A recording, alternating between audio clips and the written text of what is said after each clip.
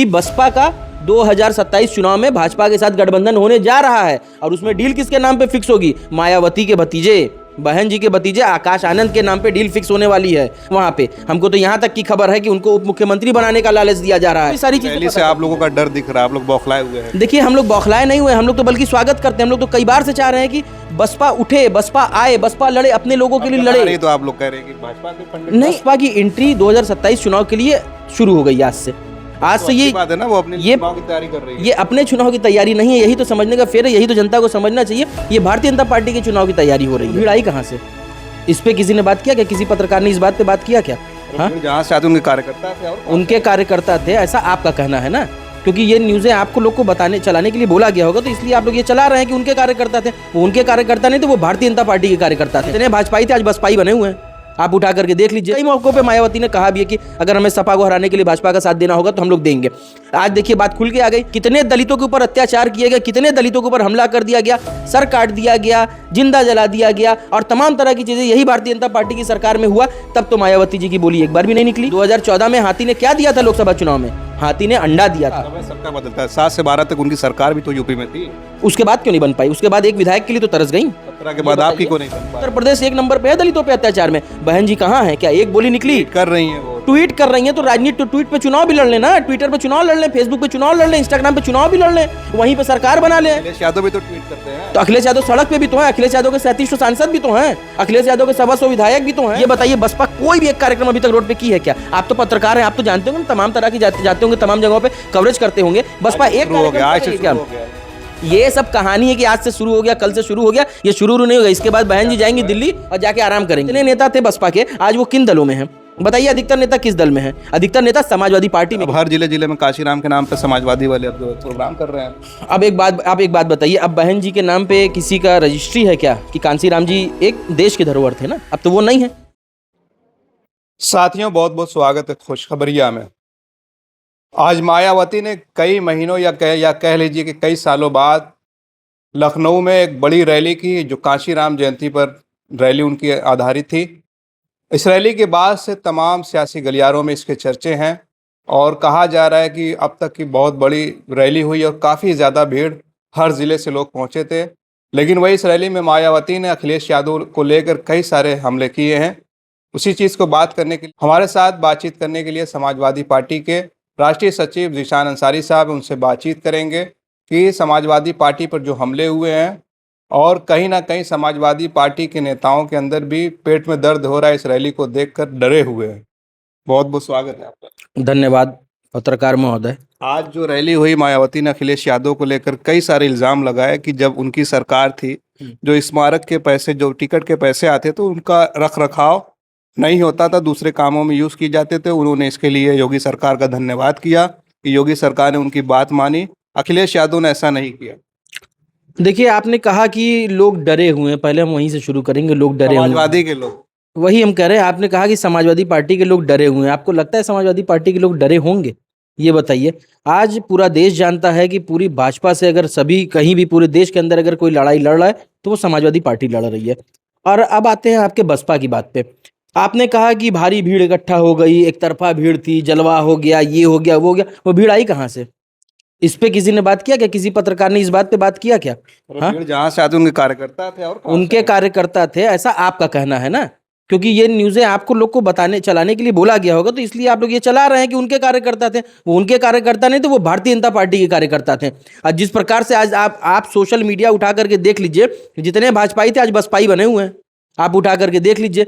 ये देखिए, भारतीय जनता पार्टी की पीछे से फंडिंग थी इनकी रैली के लिए, और ये जो सिर्फ रैली नहीं थी, बसपा की एंट्री 2027 चुनाव के लिए शुरू हो गई आज तो से। ये बात है ना, वो अपने चुनाव की तैयारी कर रही है। ये अपने चुनाव की तैयारी नहीं है, यही तो समझने का फेर है, यही तो जनता को समझना चाहिए। ये भारतीय जनता पार्टी के चुनाव की तैयारी हो रही है। आपको क्या लगता है, बसपा अभी तक पीछे से, पर्दे के पीछे से खेल खेला करती थी, भाजपा को सपोर्ट किया करती थी। कई मौकों पे मायावती ने कहा भी है कि अगर हमें सपा को हराने के लिए भाजपा का साथ देना होगा तो हम लोग देंगे। आज देखिए, बात खुल के आ गई। आज आप कह रहे हैं कि योगी सरकार रख रखाव का ध्यान दे रही है। आप ये बताइए, कितने दलितों के ऊपर अत्याचार किए गए, कितने दलितों के ऊपर हमला कर दिया गया, सर काट दिया गया, जिंदा जला दिया गया और तमाम तरह की चीजें यही भारतीय जनता पार्टी की सरकार में हुआ। तब तो मायावती जी की बोली एक बार भी नहीं निकली। क्यों नहीं निकली? किस बात का डर था? और आप समाजवादी पार्टी के लोगों के लिए बोलेंगे? हाँ, 2014 में हाथी ने क्या दिया था? लोकसभा चुनाव में हाथी ने अंडा दिया था। और 2019 में समाजवादी पार्टी के साथ गठबंधन करके 10 सीटें बसपा को जीत में मिली, झोली में गई और उनके सांसदों और उनके नेताओं ने संसद भवन का मुंह देखा जाकर के तब। वरना 2022 में 2019 में वही 24 वाला हाल या 14 वाला हाल बसपा का होता। समय सबका बदलता है। 7 से 12 तक उनकी सरकार भी तो यूपी में थी। उसके बाद क्यों नहीं बन पाई? उसके बाद एक विधायक के लिए तो तरस गई। 17 के बाद आपकी क्यों नहीं बन पा रही है? तो हम एक विधायक के लिए नहीं तरसे। आज बताइए, आज हम लोग कहाँ पे हैं? आज हम लोग जनहित के मुद्दों के लेकर लड़ाई लड़ रहे हैं। आज हम लोग दलितों के मुद्दों के लेकर लड़ाई लड़ रहे हैं। हम लोग पीडीए के लेकर के लड़ाई लड़ रहे हैं। और उसके बाद बसपा कहाँ है? बसपा आज जो यूपी के अंदर रैली हुई, लखनऊ के अंदर रैली हुई, वो पूरी तरीके से भीड़ भारतीय जनता पार्टी के द्वारा फंडेड भीड़ थी। वहां के लोगों को वहां पहुंचाया गया था और ये दिखाने के लिए कि देखिए बसपा की चुनाव में एंट्री हो चुकी है। और मैं आपको एक और बात बता दे रहा हूं, अभी इसी कैमरे पे आपके चैनल के माध्यम से बता दे रहा हूं कि बसपा का 2027 चुनाव में भाजपा के साथ गठबंधन होने जा रहा है। और उसमें डील किसके नाम पे फिक्स होगी? मायावती के भतीजे, बहन जी के भतीजे आकाश आनंद के नाम पे डील फिक्स होने वाली है वहां पे। हमको तो यहां तक की खबर है कि उनको उप मुख्यमंत्री बनाने का लालच दिया जा रहा है। अभी देखिए, इन लोगों की राजनीति हमेशा से दलितों को बरगला करके और दलितों के कंधे पे पैर रख करके आगे बढ़ने की रही है। ये बात आपको ध्यान देना होगा। आप आपको कहां से मिली जो आप कह रहे हैं कि देखिए, खाली सूत्र, देखिए सूत्र सिर्फ आप ही लोगों के नहीं हो सकते, सूत्र हमारे भी हो सकते हैं। हम भी एक राजनीतिक दल के हैं, एक राजनीतिक दल के कार्यकर्ता हैं, एक सामाजिक कार्यकर्ता है, तो हमारे भी लोग हैं, 10 लोग हैं और हमको भी सारी चीजें से आप लोगों का डर दिख रहा है। आप लोग बौखलाए हुए हैं। देखिए, हम लोग बौखलाए नहीं हुए, हम लोग तो बल्कि स्वागत करते हैं। हम लोग तो कई बार से चाह रहे हैं कि बसपा उठे, बसपा आए, बसपा लड़े, अपने लोगों के लिए लड़े। तो आप लोग कह रहे हैं कि भाजपा के फंड नहीं। देखिए, अब यहीं पे देखिए 2 बातें हो गई। यही देखिए, आप लोग पत्रकारों की आपका जो पीडीए का फार्मूला है वो फेल हो जाएगा। नहीं, यही तो पीडीए का फार्मूला हमारा देखिए सक्सेस हो जाएगा।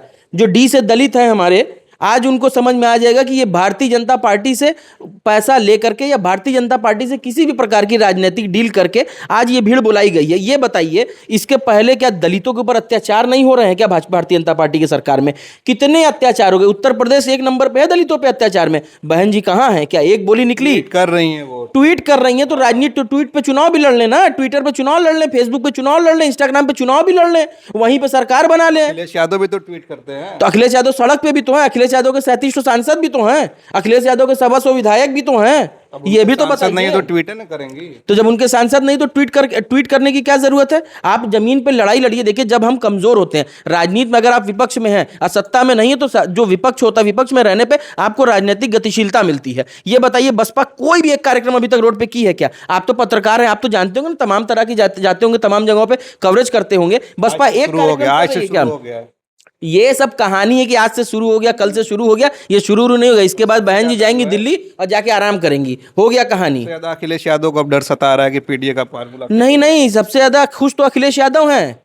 बसपा जितनी मजबूती से चुनाव लड़ेगी उतना ज्यादा हानि तो वो भाजपा को ही करने वाली है ना, हमें कहाँ करने। और बता रहे हैं, दलित समाज में एक मैसेज चला गया, जिस हिसाब से ये भारतीय जनता पार्टी के लिए खुल के पिच पे खेली हैं, बैटिंग की हैं बहन जी, आज बहन जी अपने रैली में, उसमें दलित समाज में मैसेज चला गया कि ये पूरी तरीके से फंड क्रिएट किया जा चुका है इनके पीछे, कि अब जो है कि दलित समाज के वोटरों की और दलित समाज के वोटों की पूरी तरीके से नीलामी चलेगी, खरीद बेच चलेगा। मायावती जी ने यह भी कहा कि जब उनकी सरकार थी तो आप लोगों को काशीराम याद नहीं आते थे, कोई जयंती नहीं मनाते। अब हर जिले में काशीराम के नाम पे समाजवादी वाले अब जो प्रोग्राम कर रहे हैं।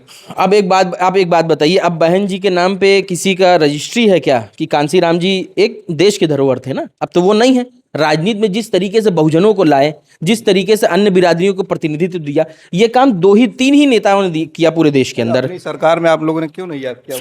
सुनिए, पूरी बात सुन लिया कीजिए, पहले पूरी बात सुन लिया कीजिए। जल्द पहले आप ही लोग ना बोल दीजिए, पहले हमारी बात सुन लीजिए। देखिए, हमने क्या किया क्या नहीं किया ये बीती बातें हो गई। इतिहास, मेरे मुंह से जो एक बार बात निकल गई वो इतिहास का हिस्सा हो गई, वो कभी नहीं बदली जा सकती ना। लेकिन क्या गलतियां इसीलिए होती हैं कि उन गलतियों को सुधारा जाए। मतलब गलती मान रहे हैं हम गलती नहीं मान रहे हैं, हम आपको बता रहे हैं कि अगर मान लीजिए किसी वजह से, इतना बड़ा प्रदेश है, इतनी तमाम तरह की चीजें हैं, अगर किसी वजह से कोई चीज रह गई तो उसको हम सही करेंगे।